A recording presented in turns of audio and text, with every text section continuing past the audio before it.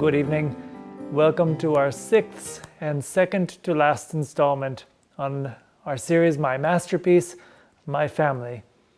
And tonight, we're going to deal with three different dimensions, if you want, or different aspects of our ordinary family life that the Holy Father, Pope Francis, points out in his catechesis. Because obviously we know our life is not just going to be a bunch of church activities.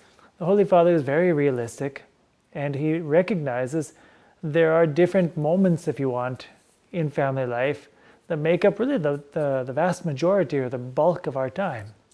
And these three aspects that he's talking about are first of all going to be what he calls, in the word Spanish was fiesta, which could mean celebration, but in the sense the Holy Father is using it, he's speaking more of rest. For example, of the Sabbath rest, the idea that we take Sunday off as a day of rest.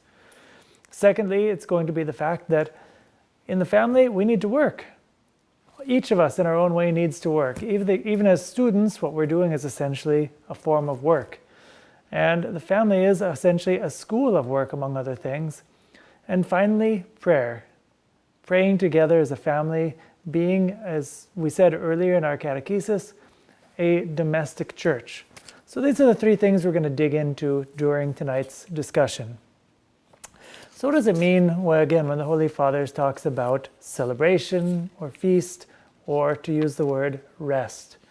Well, first of all, like I said, when we're talking about celebration, we're not talking about a party.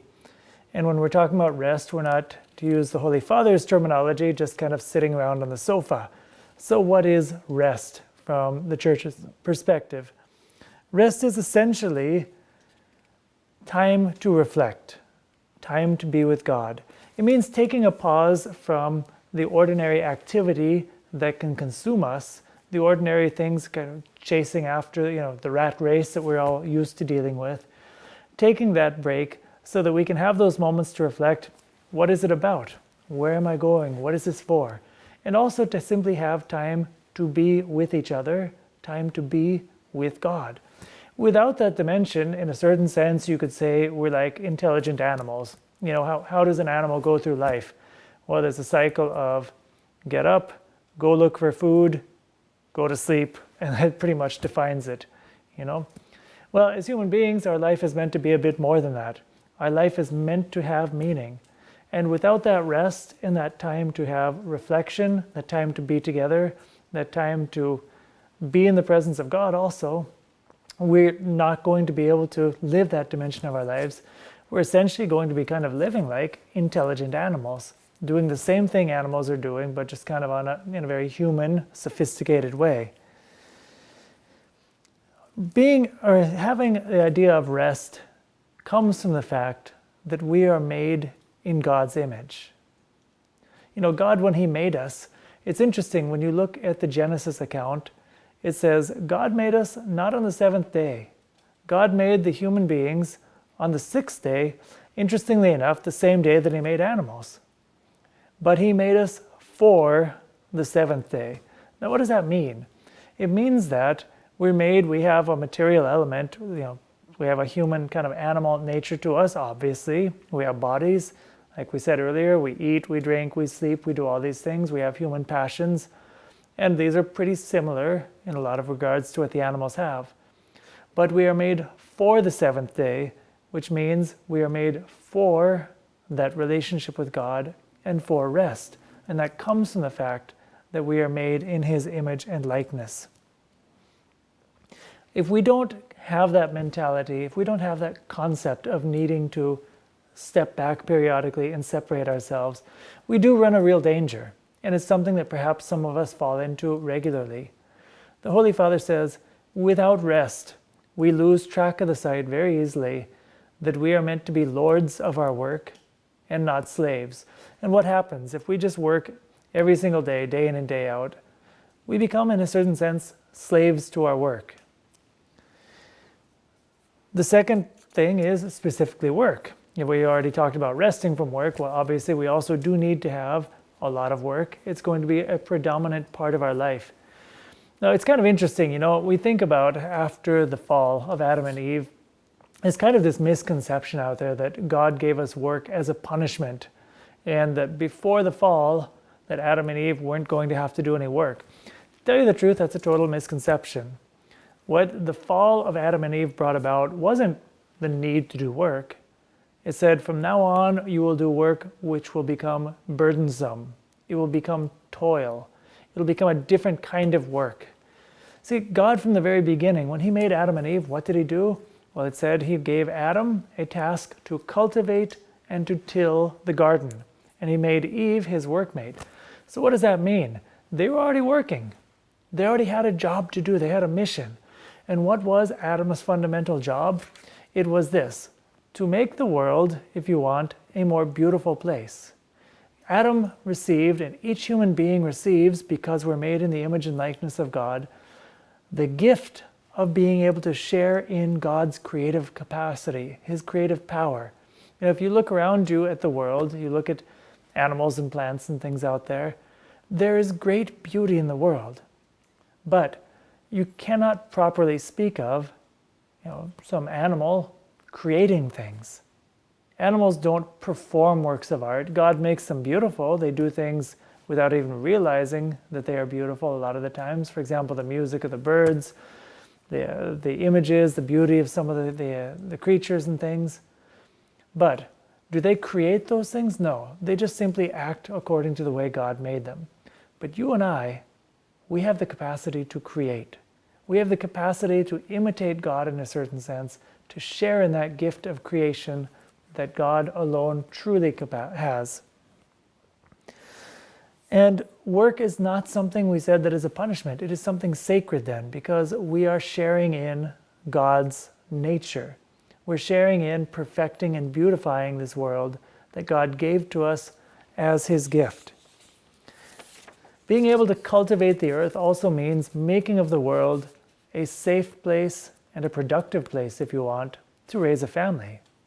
God stuck us in this world, which has so many potentials and so many possibilities, and God says, go out and make a beautiful, a good place so that families can be raised.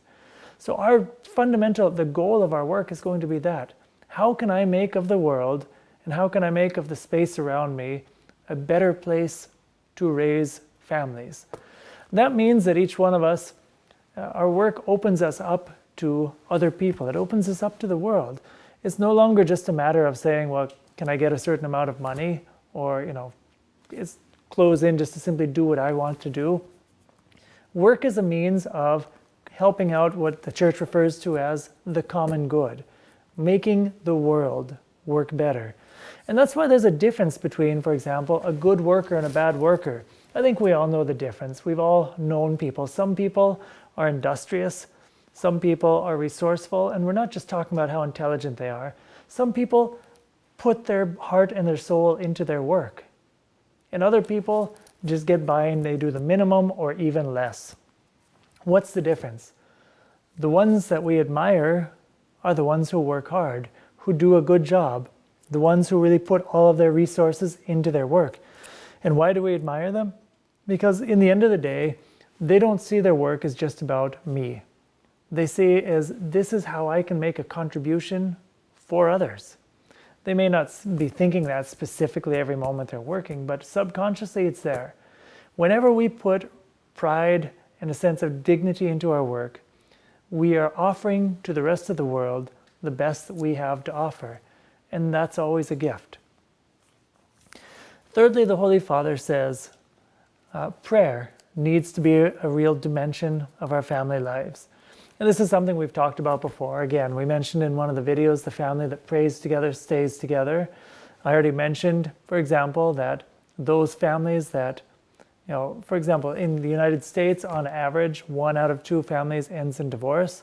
However, among families that pray together every day, the statistic was something more like 1 out of 2,000. That says something. That says that when we are praying, we are plugging into the family, the vision of the family that God had for us from the beginning. And God is able then to bless us and give us unity and give us harmony, give us peace, to give us joy, all those fruits that the family is meant to give us. The thing is this, all of us in a certain sense, we want to pray.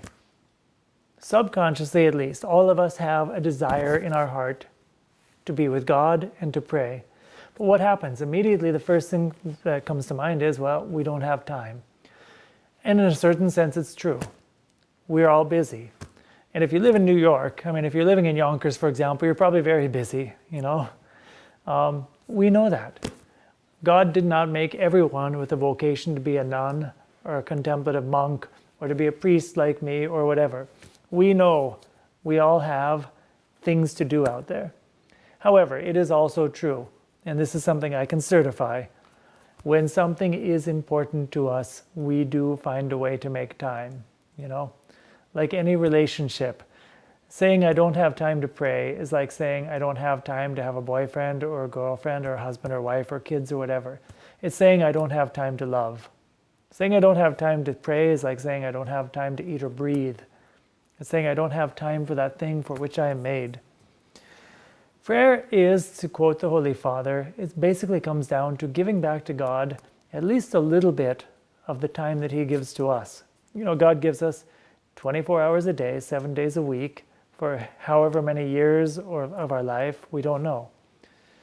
At least some of that time. What would the world be like, for example, if every human being spent at least just 5 minutes a day? 5 minutes out of 24 hours, 60 minutes a day, 24 hours. I haven't even done the math. I don't know what that is off the top of my head. But 5 of those minutes to give to God.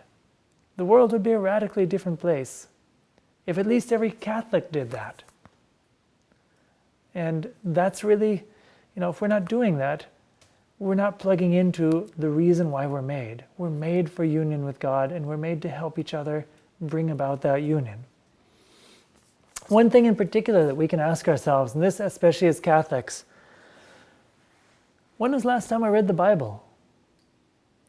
How well do I even know the Bible? Do we ever read the Bible in our family, for example? Pope Francis says, the Bible is the source of all of our prayer. And there's a big difference. If we spent 5 minutes a day, for example, reading the Bible together as a family, God's Word is where prayer springs from. Because God's Word is basically, it's God, revealing Himself to us so that we can start talking back to Him. So that we can have a dialogue. And that dialogue is called prayer. This is something that, honestly, a lot of our Protestant brothers and sisters, they're better than us at. They focus on the Word of God. A lot of them know the Bible much better than we do. Is that the way it should be? We have so far to go in that regard, beginning even with us priests, to tell you the truth.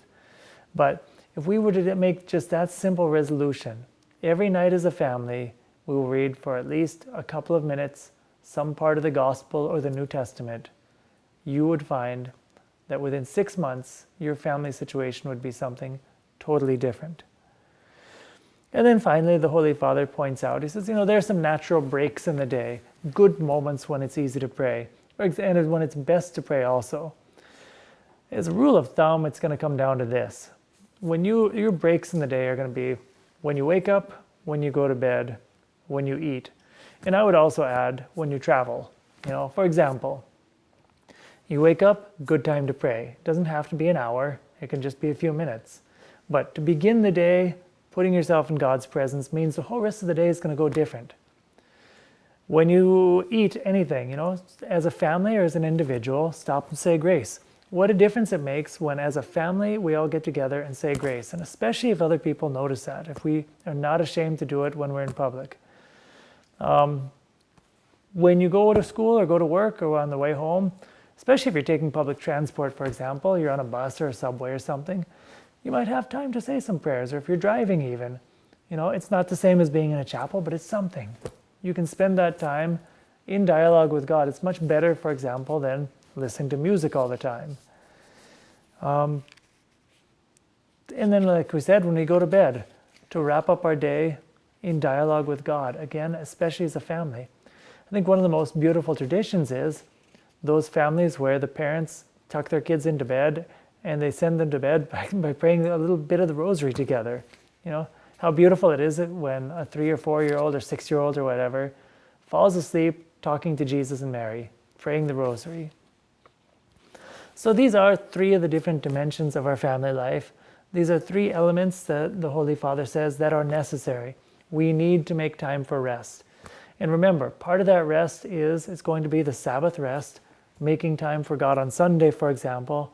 It is a source of rest, honestly speaking, to bring your family to Mass.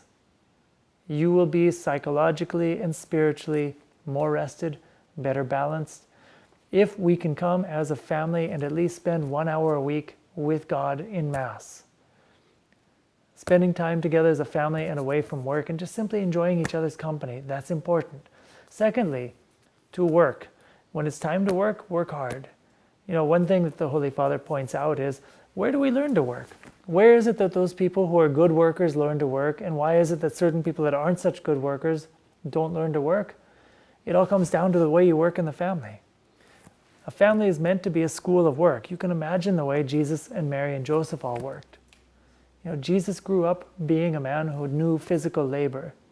So the family has to be a place where we work, but where that work has a sense of meaning, where we're reaching out and touching the lives of others. And finally, a place of prayer.